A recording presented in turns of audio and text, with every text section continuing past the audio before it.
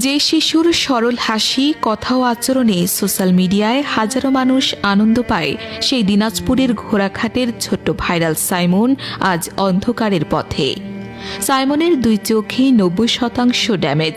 সময় মতো উন্নত চিকিৎসা না করলে সে চিরতরে দৃষ্টি হারাতে পারে বলে জানিয়েছেন চিকিৎসকেরা।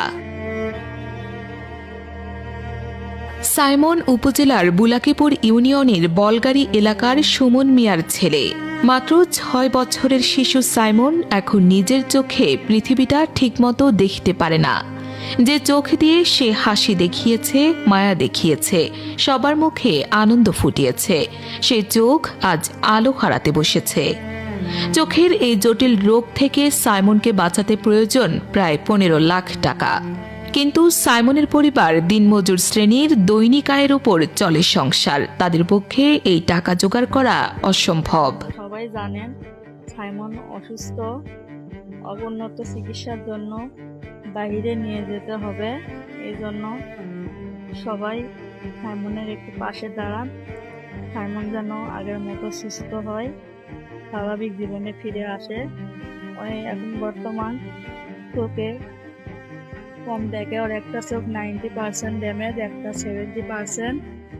ও এখন বর্তমান যে চশমাটা আছে, চশমা যদি খোলা হয় ও বর্তমান কিছুই দেখতে পায় না। চশমাটা লাগালে একটু হালকাভাবে দেখতে পারে। এই জন্য আমরা চিকিৎসার জন্য বাইরে নিয়ে যাব। আপনারা সকলেই দোয়া করবেন, আল্লাহ যেন ওকে সুস্থ স্বাভাবিক জীবনে ফিরে আনে। আপনারা সবাই আমার জন্য দোয়া করবেন। একটি শিশুর চোখে আলো ফিরিয়ে দিতে আমরা যদি সবাই সামান্য করে পাশে দাঁড়াই, তবে তার জীবন আবার হাসিতে ভরে উঠতে পারে। আমি খুব অসুস্থ, তার কারণে আপনাদের মাঝে ফিরে আসতে পারতেছি না।